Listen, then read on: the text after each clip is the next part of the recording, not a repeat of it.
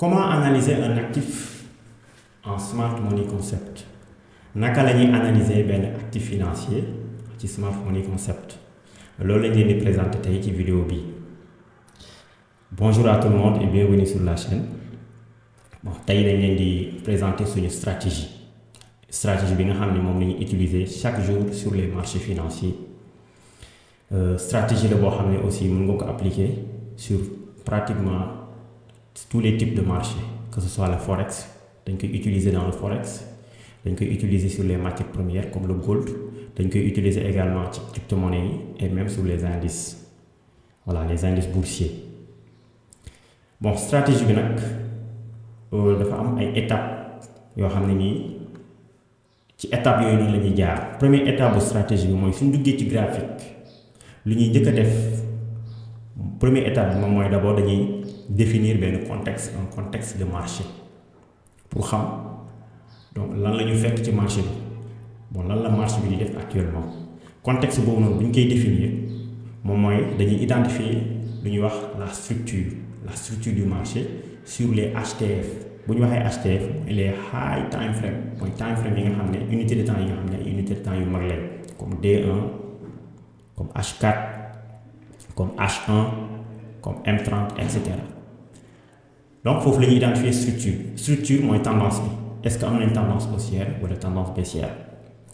Deuxième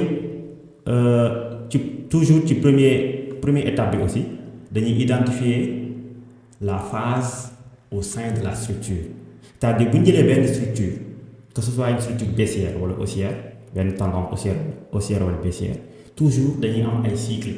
Marché bi dañuy def ay cycle, premier cycle, deuxième cycle. Léegi dans chaque cycle maintenant il y a 4 phases au sein donc ci benn cycle.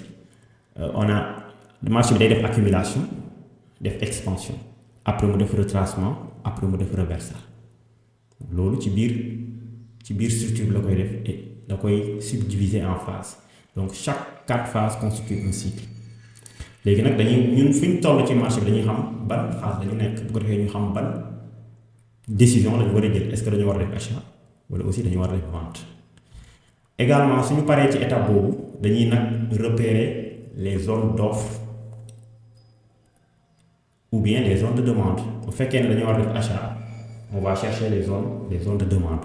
Bu fekkee ne dañuy def vente, on va chercher les zones d'offre.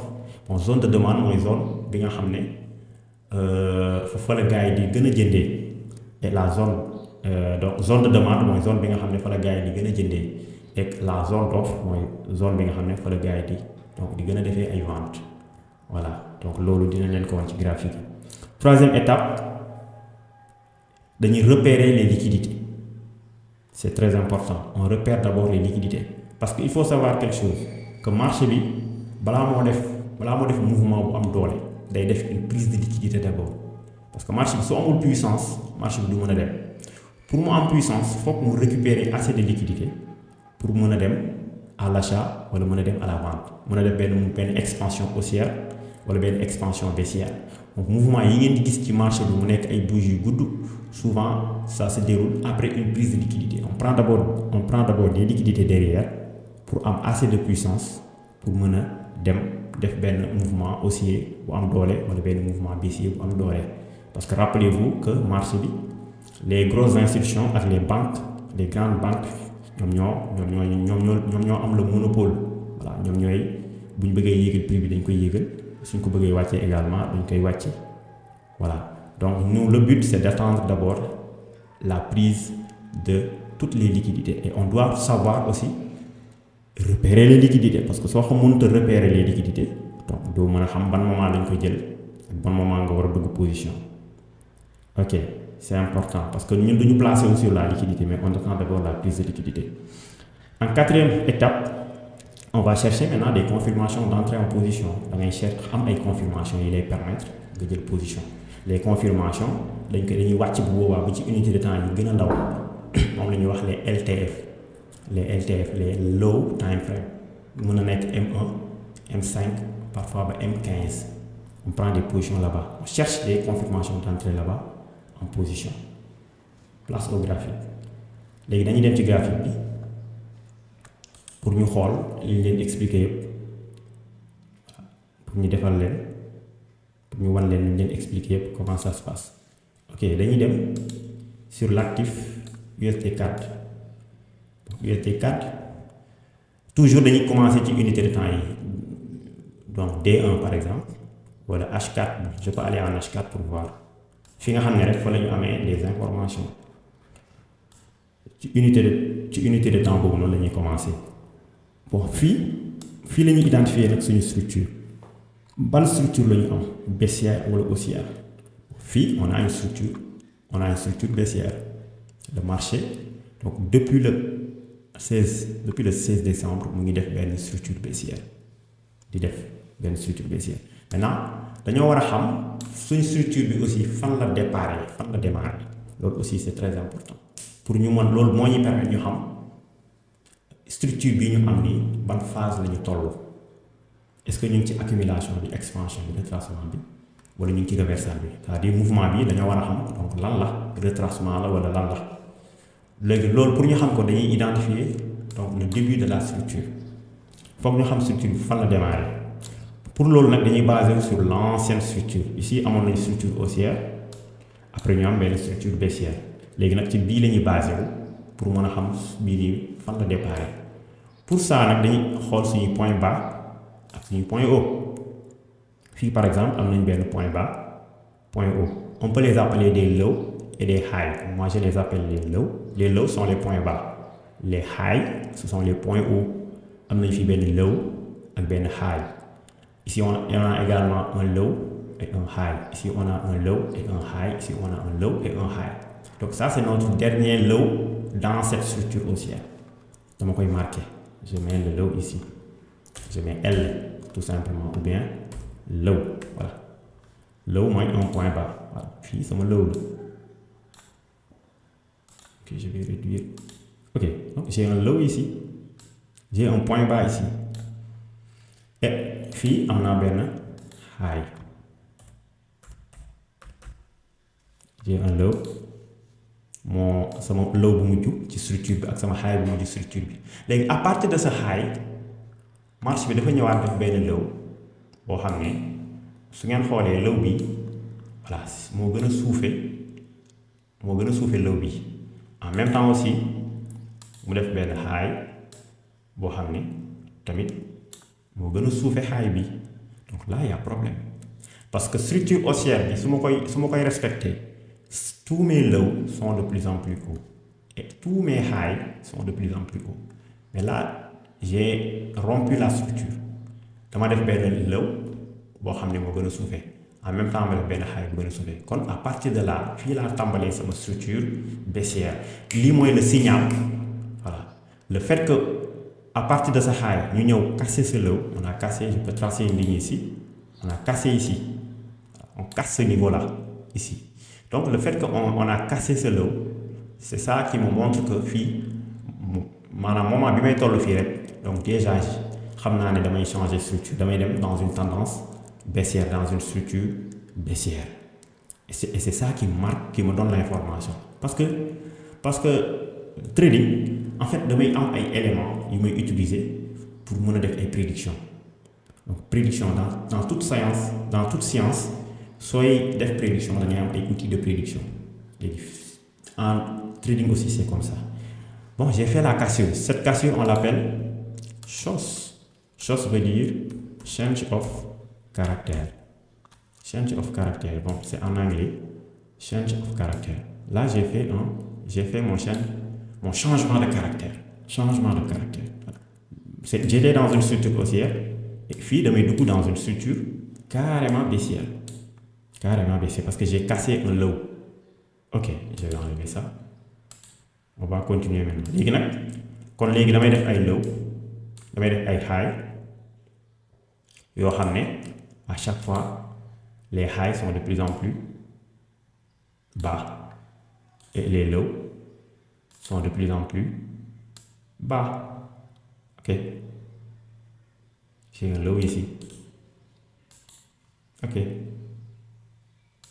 j'ai un low ici. Voilà, donc à chaque fois ma def benn high damay ñëw ma def benn low, après ma remonter defaat beneen high ñëw def benn low. Mais attention sama low yi dañoo war a nekk des lows de plus en plus bas. je peux mettre le low ici parce que fii voilà après le mouvement bi continuer waat ba fii je vais mettre le low ici. Ok, le prochain high c'est où? C'est évidemment c'est ici. Ok, beneen low bi fu muy nekk probablement je l'aurai ici. Beneen high bi fii laa koy am. J'ai mon high ici. Ok, et maintenant le dernier low c'est ici. C'est simple. Léegi fan laa toll actuellement ci marché bi? Je vois que après ce high et ce low, le marché est en train de remonter. Et quand le marché remonte day dem defiwaat beneen high. Et que man xam naa ne fii samay high moom à chaque fois high bi ma war a am bu fekkee ne marché bi mu ngi ci tendance baissière bi high bi ma war a am moo gën a suufee high bi. Là j'ai une information. Léegi nag lan laa war a xam mooy phase bii nii ban phase la parce que rappelez-vous dañ ne identifier la structure, identifier la phase au sein de la structure. Léegi fan laa déparé ci sama structure fii kon je vais commencer par le high. Bon léegi nag comme li ma leen ko expliqué woon structure bi day def ay cycle bu nekk day am 4 phases. Léegi fan la commencé fii parce que fii laa ñëwee casser ce low donc je commence par ce high. Toujours on commence par une accumulation après une expansion un retracement et un reversal. On a un cycle. Léegi da ngay retourner waat pour duggaat ci beneen cycle.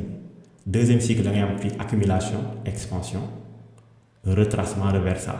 On a 2 cycles. Bon lii nii su ma koy faral di expliquer damay wax par exemple bu ñu nee année scolaire 2022-2023 bu ñuy waxaat beneen année scolaire bu ci topp dañ naan 2023 dañuy commencer 2023 dem 2024. Fii tamit exactement la même chose on a une accumulation expansion retracement reversal on a un cycle. Sooy waxaat beneen cycle da ngay ñëw ci da ngay retourner waat ci high bi nga ne accumulation expansion retracement reversal accumulation expansion retracement reversal.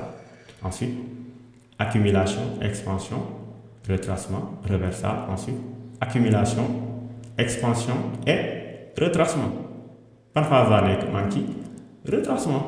Je suis en plein retracement maa ngi def benn retracement kon am naa benn contexte xam naa marché bi fan la jëm après aussi lan la def après retracement lan moo ci topp accumulation expansion retracement donc reversal maanaam marché bu defee retracement après day def reversal kon déjà xam naa sama direction xam naa lan moo may xaar ci marché bi et lan laa war a def et puis xam naa fii donc ban décision laa war a jël parce que maa ngi ci retracement et que retracement bi donc déjà je suis en cours de retracement donc mënatuma trader retracement léegi li may xaar mooy le reversal j'attends le reversal pour prendre une vente. Maintenant quels sont les éléments yi ma war a utiliser nag pour des ventes et là maintenant laay ñëw ci deuxième étape bi d'abord. Bon d'abord fii aussi donc moment bi may def retracement bi ça c'était hier aujourd'hui on est le 3 février. Puis le 2 février ici fii par exemple mënoon naa jël achat parce que j'étais en train de faire un retracement. Il faut savoir que phase yëpp dañ koy trader on traite l'expansion on traite le retracement on traite le reversal accumulation rek lañ koy trader mais on traite les 3 phases au sein de la structure l'expansion le retracement et le reversal. Kon fii comme retracement la mën nañoo anticiper un achat ici on pouvait prendre un achat. Léegi nag yan élément moo ñuy permettre ñu jël achat pour trader retracement bi on va léegi nag se référer à l'ancienne structure gis nga donc dañuy xool structure bi nga xam ne moom moo passé parce que souvent marché bu defee structure haussière après muy def structure baissière day ñëw réagir sur les lows là c'est-à-dire donc les points là ça c'est des points que l'on appelle les zones de demande ici. On a des zones de demande on a des zones où les gens achètent. Les prix bi bu retourner day réagir encore sur chaque zone de demande donc réaction bi fi ñu koy xool le prix a réagi sur la zone là ok donc on a exactement une réaction sur cette zone et comment tracer la zone damay ñëw ci donc je retourne en arrière pour tracer les zones de demande on les appelle les order blocs les blocs de contrat. Bloc de contrat des banques ça c'est le lexique de la smart money quoi Voilà, je prends la dernière bougie rouge là, avant les bougies vertes ou bien bleues. Moi j'ai coloré les bougies haussières en bleu. Puis, damay jël bougie rouge bi. Je ne vais pas prendre en compte les mèches, mais je vais donc zone bi dama koy délimiter sur la dernière, c'est-à-dire la dernière vente avant l'achat. C'est ça qui représente mon order block, ma zone de demande. Et si je me retourne de l'autre côté, je vois que le prix a réagi exactement sur la zone de demande pour aller faire un retracement. Donc je traite de retracement. En Smart Money Concept, on fait de la tendance et du contre-tendance parce qu'on a des éléments, des outils qui nous permettent de trader les contre-tendances. On n'a pas de problème pour trader les contre-tendances. Donc je prends l'achat ici parce que je sais que le mouvement va retracer et je sais exactement fan la war a yem pour def reversal. Donc premier élément, moi ici j'ai une zone de demande ici qui m'a permis de trader le retracement. Je prends un achat ici. Donc je peux prendre un achat ici. Hier c'était un achat ici pour trader tout ce retracement là. Léegi comme nous avons fait que marché va retracer, je me prépare à un reversal. Donc j'attends la fin du retracement pour faire un reversal. Je vais faire un retracement hier pour anticiper un reversal. Donc je peux enlever ça. Maintenant je peux enlever ça. Comme j'ai terminé, j'ai dépassé cette étape. Voilà, enlever cette zone de demande. Maintenant, je sais que retracement. J'ai défini un contexte. J'ai défini la structure. Je connais la phase au sein de la structure. Je sais la structure et la phase de la structure. Qu'est-ce que je vais faire? Je vais descendre en unité de temps inférieure. Pour voir ça, je vais aller à M30. Ok? Voilà. Si on est à M30, voilà, j'avais ça. Voilà, ça c'est mon low. Ce qui m'intéresse, cette partie qui m'a intéressé. Ce low, entre ce low et ce high, qu'est-ce qui s'est passé? On a une expansion et un retracement. On avait ici une accumulation, expansion, retracement. Et je me prépare à ça, à un reversal. Je me prépare à un reversal. Voilà, je me prépare à ça, un mouvement ici, voilà, un retracement ici, ensuite une chute. Voilà. Je me prépare à la vente ici. Je sais que moi, je dois vendre. Je sais que moi, actuellement, donc je dois attendre une vente parce que je dois faire un reversal. Et la deuxième étape, moi, je vais identifier une zone d'offre parce que le prix, si il retracement, il réagir sur une zone avant de faire un reversal. Si il retracement, il réagir sur une zone d'offre. Bon, j'ai ici deux zones. J'ai une zone ici. Donc la zone d'offre est la zone où les gens ont vendu. Ici, le prix de arrêt. Après, les gens ont vendu. Je peux identifier ça par cette bougie-là, une bougie. Cette petite bougie. Ici, on avait une sorte d'accumulation. Le prix de c'est-à-dire il y avait un arrêt.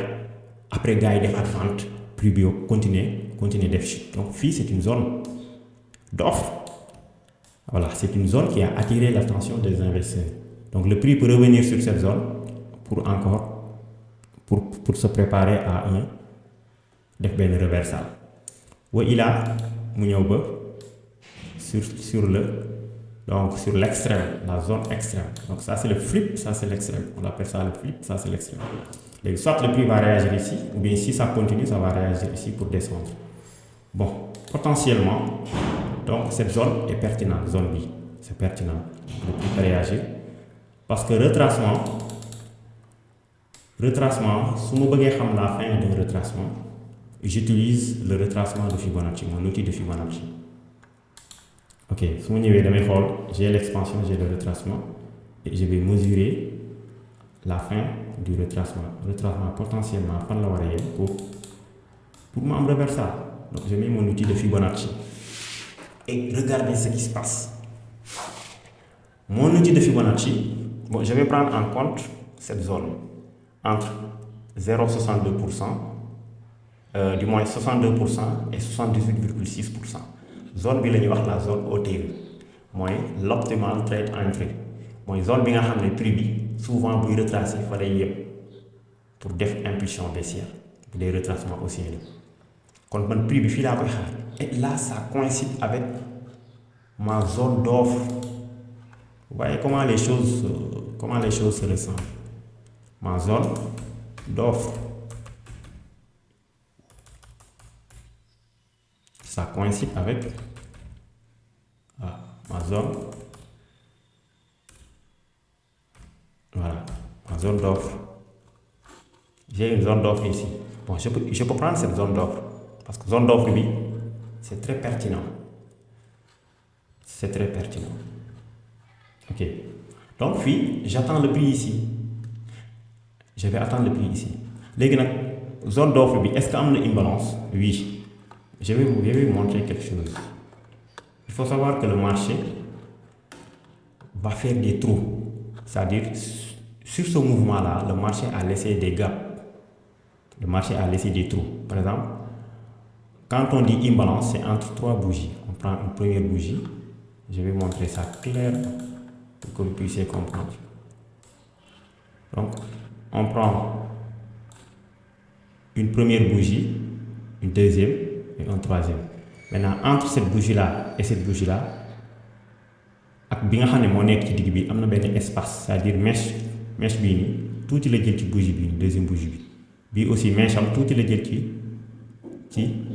ci bougie bi nga xam ne moo nekk ci digg bi léegi nag bougie bi ci digg bi dafa am espace bu dox ci diggante ñaari bougie yi mooy cet espace là.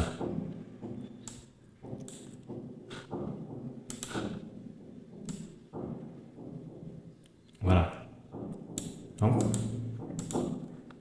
c'est cet espace-là. Et là, on appelle ça imbalance ou bien FVG, Fair Value Gap. Fair Value Gap. Et souvent, le marché n'aime pas ça. Souvent, le marché doit retourner pour combler cette imbalance. On voit qu'ici, on a un comblement de l'imbalance, mais donc l'imbalance est descend tout.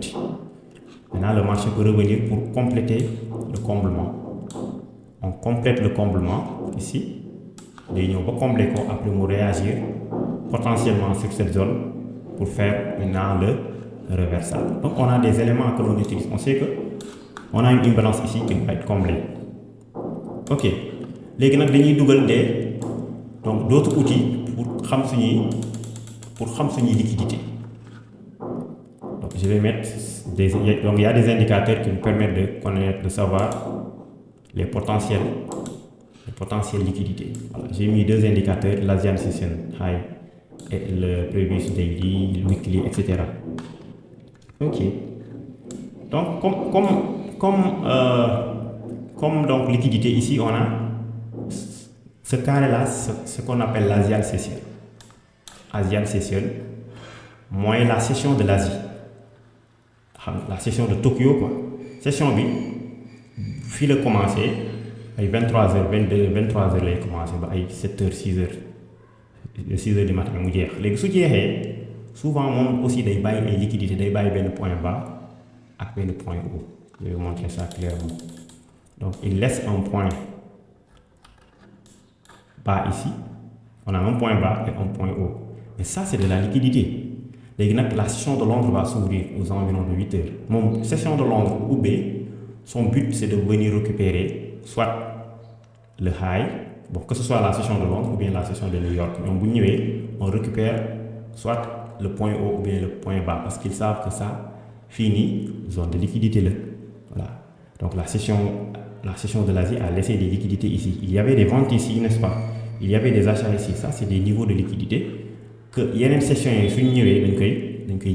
là, on a pris la liquidité, on a pris le high.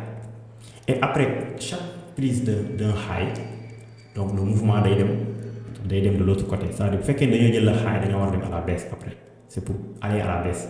Si on prend le low, c'est pour aller à la hausse. Donc, il y a un élément là, il y a ces éléments. Voilà, on va petite analyse. Donc, tu sais qu'on a pris l'Asian Session High et que après chaque prise de l'Asian Session High, le mouvement doit baisser. Voilà. Ça rejoint nos hypothèses. Bon, ce trait-là, ça c'est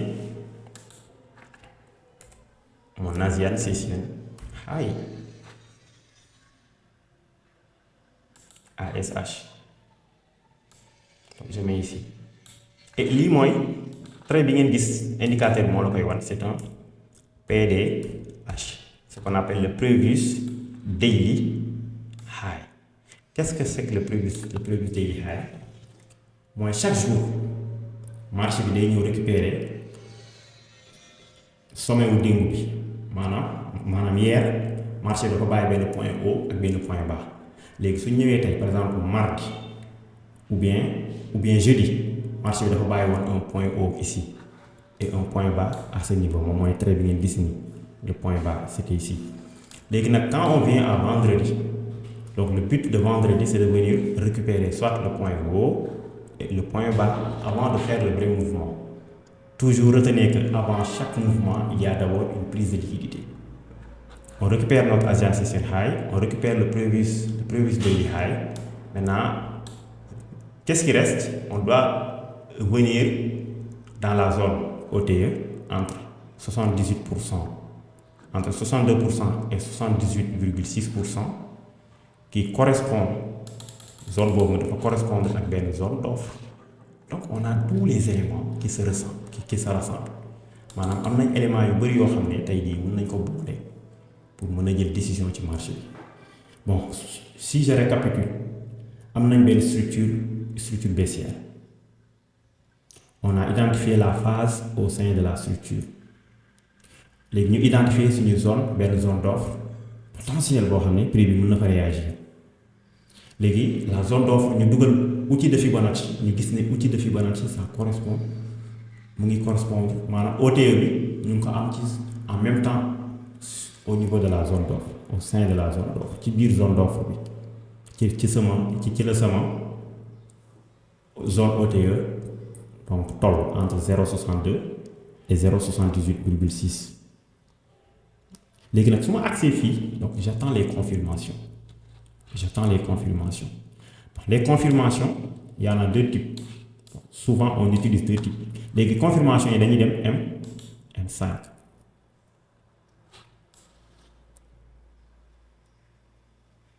Confirmation yi dañuy dem par exemple ci M5. Voilà. léegi qu'est-ce qu'on attend? li ñuy xaar mooy prix bi def mu jox ñu confirmation. La confirmation c'est quoi? Toujours dañuy revenir sur la structure. Ok, dañuy revenir sur la structure. Donc confirmation bi ñu soxla mooy prix bi def nii tac tac tac et hop fii xam nga agsi nañ ci zone bi. Là on est arrivé dans la zone et on est dans la zone OTE entre 78,6 et 0,62. Les confirmations bi mooy supposons prix bi def nii def ay high ak ay low mu ñëw casser benn low avec une belle impulsion baissière. Donc ce sont les confirmations qu'on attend. Par exemple prix bi ñëw def benn impulsion baissière pour casser ce low. On a un low, un high, mais à partir de ce high on est venu casser ce low comme le xewoon ci H4 bi ba ñuy changer structure. loolu en même temps la ñuy appliquer ci M5 bi wala ci M1 bi pour am ay confirmation d'entrée en position. suñu amee lii automatiquement xam nañ ne fii après marché bi day def retracement. Donc marché bi day def retracement après nag mu def nag la baisse. Voilà. Donc phase bi nag moom mooy le reversal. Phase bi moom mooy le reversal. Voilà. léegi mouvement bi nii moom lañ bëgg a traiter. léegi nag pour ñu traiter mouvement bi gis nga prix bi actuellement mu ngi dem à la hausse. Maintenant on va rentrer dans la zone OTE et on attend une réaction sur la zone d'offre. dañuy xaar benn réaction ci zone d'offre bi, peut-être une réaction comme ça avec des confirmations. Ça ce qu'on appelle le breaker block. On peut avoir aussi d'autres confirmations comme le mitigation block. Bon. Donc bi ñu leen wan sànq moom la ñuy wax le breaker, c'est-à-dire on casse un low. C'est ça, on fait un breaker block. léegi nag parfois mën nañu am ça tac tac tac tac tac, ok. Léegi nag on vient ici,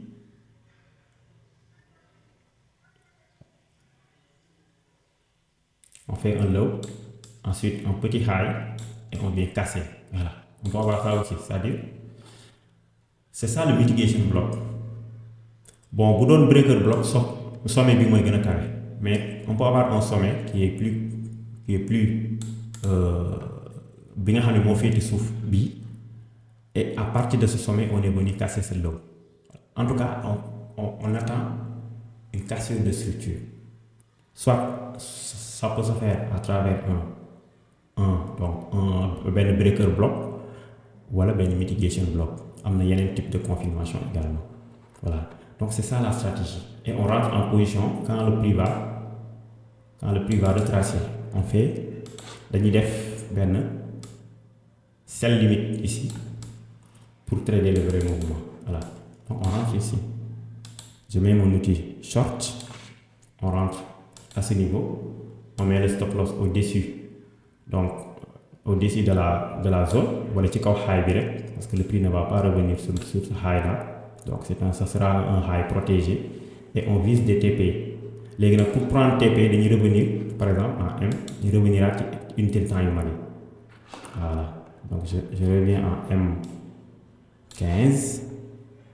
Voilà, donc je peux viser, voilà. Léegi nag loolu moom day dépendre ci man. Je peux viser par exemple je peux viser par exemple ce low là, cette zone. Donc le prix est en train de partir. Bon, donc je peux viser ça. Je peux viser ça également, c'est-à-dire l'Asian Session Low, ou bien viser le TP final. Donc c'est mon point de départ. Moi, fi nga xam ne foofu laa commencer retracement bi. Ok, bon, donc c'est ça. Voilà, c'était ça la vidéo. Ñu ngi leen di remercier pour vous dire que en fait il faut avoir des bases solides, comprendre le principe. Il faut faire des formations, ça. Donc il faut se former pour savoir donc comme nan ngeen di def pour trader. Il faut avoir des formations. Donc trading métier la boo xam ne nii nekkul ne da ngay ñëw noonu rek di dugg di sans savoir ce que tu fais. Tu dois avoir des éléments qui te permettront de savoir yow lan nga war a def soo ñëwee ci marché. Est-ce que da nga war a def achat wala da nga war a def vente? C'est obligatoire. Voilà, si vous voulez faire, bu ngeen bëggee def benn carrière ci trading, bu ngeen bëggee trader, bu ngeen bëggee rentable dans le trading, il faut impérativement apprendre à trader. À travers quoi? À travers la formation. Il faut faire des formations, il faut faire des recherches, essayer de comprendre donc trading mooy lan. En même temps aussi, il faut pratiquer. Voilà. Donc ça passe par la formation et la pratique. Je vous remercie et on se donne rendez-vous à la prochaine vidéo.